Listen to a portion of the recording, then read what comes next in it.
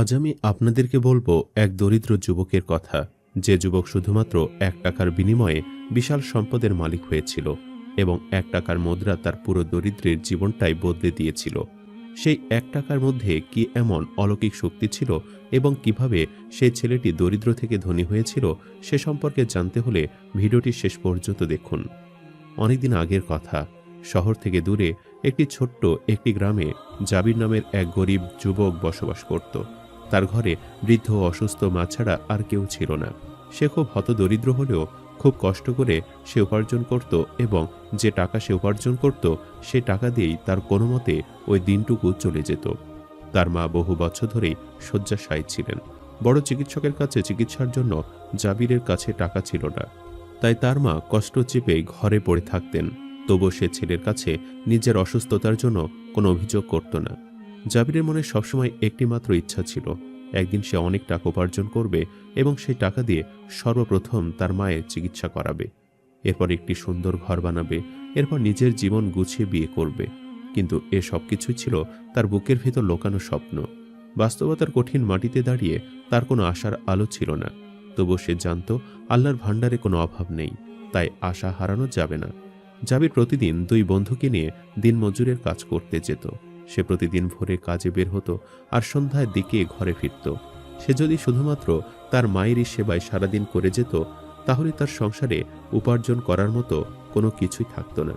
তাই সে সবসময় নিজের মনকে শক্ত রেখে অসুস্থ মাকে ঘরে রেখেই সে বাহিরে কাজের সন্ধানে যেত। তার ভাঙ্গা মনকে শক্ত রাখার একমাত্র ভরসা ছিল তার মায়ের দোয়া। জাবির যখনই কাজে বের হতো, মা এমনভাবে দোয়া দিতেন যেন তার মায়ের দোয়া আসমান ছুঁয়ে ফেলবে। জাবির যেদিনই কাজের উদ্দেশ্যে বের হতো, সেদিন তার মা 2 হাত তুলে আল্লাহর কাছে দোয়া করত এবং জাবিরের উদ্দেশ্যে বলতো, বাবা, আল্লাহ তোমাকে বরকতময় রিজিক দিক। রিজিক কম হলেও তাতে বরকত থাকুক। মায়ের এই সুন্দর কথা তার মনে অনেক টাকা উপার্জন করবে, ভালো জীবনযাপন উপভোগ করবে। আসলে সে মূলত যুবক বয়সের ছিল, আর এই বয়সে অর্থের নেশা প্রতিটি যুবকেরই থাকে। অসুস্থ মাকে নিয়ে জাবিরের প্রত্যেকটি দিন কাটাতে লাগলো। এভাবে বেশ অনেক দিন কেটে গেল, কিন্তু একসময় এমন কঠিন মুহূর্ত এলো যা জাবিরের অবস্থানকে নাড়িয়ে দিল। অনেক কঠিন পরিস্থিতির সম্মুখীন তাকে হতে হলো। তাদের গ্রামে হঠাৎ করে কাজের সব দরজা বন্ধ হয়ে গেল। গ্রামে ক্ষেত খামার মজুরি সব থেমে গেল। একদিকে মায়ের অসুস্থতা, অন্যদিকে বেকার জীবন। জাবিরের জন্য এই মুহূর্তটা ছিল অনেক কঠিন একটা মুহূর্ত। তাকে আল্লাহ তাআলা পরীক্ষা করছিলেন। কয়েক রাত ধরে জাবিরের ঘুম হতো না। সে ভাবত, এখন কি তবে মাকে ভালো জীবন দেওয়ার স্বপ্নকে বিদায় জানাতে হবে? আমার অসুস্থ মা ঘরে বিছানায় শুয়ে রয়েছে, আমার রিজিকের দরজা বন্ধ করে দিয়েছে। তাহলে কি আমি কখনোই আর ভালো জীবন ফিরে পাবো না? সবকিছু নিয়ে সে খুব হতাশায় ডুবেছিল। কিন্তু এত দুশ্চিন্তার পরেও তার অন্তর থেকে একটা উত্তর আসত, না, এটা পরীক্ষা। আল্লাহ সাহসীদেরই পরীক্ষা নেন। আল্লাহ নিশ্চয়ই আমারও পরীক্ষা নিচ্ছেন। তার সামনে 2টি পথ ছিল। 1, মাকে সঙ্গে নিয়ে শহরে চলে যাওয়া, সেখানে কাজ খুঁজে চিকিৎসার ব্যবস্থা করা। কিন্তু শহরে থাকার খরচ সবই ছিল তার জন্য অসম্ভব। 2, প্রতিদিন শহরে যাওয়া, সারাদিন কাজ করে সন্ধ্যায় বাড়িতে ফেরা। কিন্তু তার মা ছিল অসুস্থ, সবসময় তার পাশেও কারো থাকা জরুরি। শেষে জাবির সিদ্ধান্ত নিল সে শহরে যাবে এবং সন্ধ্যার দিকে কাজ শেষে বাড়িতে ফিরে আসবে। মনে জোর নিয়ে সে তার কাছে কিছু বন্ধুদের বলল, আমি প্রতিদিন শহরে যাব, কাজ করব আর রাতে ফিরে আসব। আর আমাদের বাড়ির পাশেই একজন ভদ্র মহিলা আছেন, যিনি আমাদের প্রতিবেশী। তার কাছে আমি আমার মাকে আমানত হিসেবে রেখে যাব। জাবির এর বন্ধুরা তার এই সিদ্ধান্ত শুনে বেশ অবাক হয়ে গেল এবং তারা বেশ কিছুটা ভয় পেল। আর তারা বলতে লাগলো, তুমি কি পাগল হয়ে গেছ? আমাদের গ্রাম থেকে শহর অনেক দূর। সারাদিন হাড় ভাঙ্গা খাটুনির পর রাতে আবার ফিরতে যাবে? এটা তো নিজের জীবন ঝুঁকিতে ফেলার মতো। তখন জাবির দৃঢ় স্বরে বলল, আমি আমার মায়ের জন্য সব ঝুঁকি নিতে পারি। তার দুঃখ বিপদ আর আল্লাহ ছাড়া কেউ জানত না। মানুষ সহজ জীবন চায়, কিন্তু অভাব মানুষকে পাথরের মতো কঠিন করে দেয়।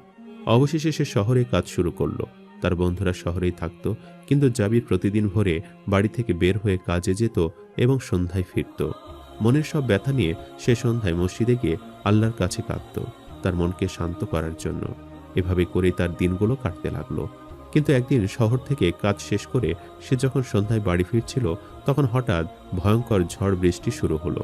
বন্ধুরা তাকে সেদিন যেতে নিষেধ করে বলেছিল, আজ যেও না, হয়তো পৌঁছাতে পারবে না। জাবির তাদের বলেছিল, যতই সমস্যা হোক আমাকে বাড়ি ফিরতেই হবে, আমাকে আমার গ্রামে যেতে হবে। আমার মা একা আছেন, আর আমি আমার মাকে ছাড়া একা একটি রাতও কোথাও কাটাইনি। তাদের আপত্তি উপেক্ষা করে সে ঝড়ের মধ্যে রওনা দিল। অধিক বৃষ্টি হওয়ার কারণে শহরের রাস্তাঘাট তখন পানিতে ডুবে গিয়েছিল। বিদ্যুৎ বিচ্ছিন্ন হয়ে গিয়েছিল। রাস্তায় কোথাও আলো নেই, চারিদিকে শুধু পানি আর পানি। কিন্তু জাবির তো বাড়ির উদ্দেশ্যে রওনা দিয়ে দিয়েছে। তবে সব মিলে এ ছিল তার জন্য এক কঠিন যাত্রা। এই ঝড় বৃষ্টির মধ্যে এক হাঁটু পানি দিয়ে সে হাঁটতে লাগলো, আর কিছু দূর গিয়ে সে একটি মসজিদ দেখতে পেল। ঝড় এত তীব্র ছিল যে সেখানে পৌঁছানোটাই ছিল এক ধরনের অবিশ্বাস্য বিষয়। অবশেষে অনেক বাধা অতিক্রম করে সে সেই মসজিদটিতে পৌঁছাতে পেরেছিল এবং সেখানে প্রবেশ করল। সে মসজিদে বসে তখন প্রার্থনা করছিল, হে আল্লাহ, আমাকে মায়ের কাছে পৌঁছিয়ে দাও, আর পারছি না। এমন সময় দূরে লাঠি হাতে এক বৃদ্ধকে আসতে দেখা গেল। জাবিরের কাছে বিষয়টা বেশ অদ্ভুত লাগছিল। মনে মনে সে ভাবতে লাগলো, এমন নির্জন স্থানে এমন ঝড়ের মধ্যে এলো কোথা থেকে? বৃদ্ধ লোকটি জাবিরের কাছে আসতেই জাবির বুঝল যে তিনি একজন সাধারণ মানুষ। বৃদ্ধ মসজিদে এসে বৃষ্টির পানিতে অজু করে নামাজ পড়লেন।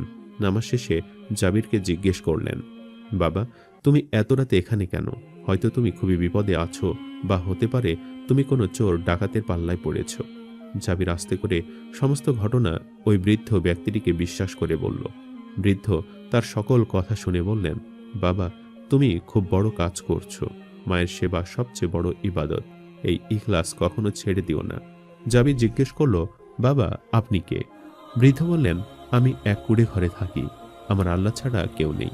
ঝড় কমে গেলে জাবির বিদায় নিতে চাইলে বৃদ্ধ ব্যক্তি জাবিরকে অনেক দোয়া দিলেন এবং একটি ঔষধ তার হাতে দিয়ে বললেন, এই ঔষধটা নাও, আমি প্রতিদিন তিলওয়াত করে এতে ফু দেই।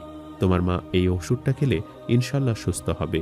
তারপর তিনি একটি মুদ্রা জাবিরের হাতে জোর করে দিয়ে বললেন, এটা খুব বরকতওয়ালা, এটা কখনোই প্রয়োজন ছাড়া খরচ করো না, এতে আল্লাহ অনেক কিছু খুলে দেবে।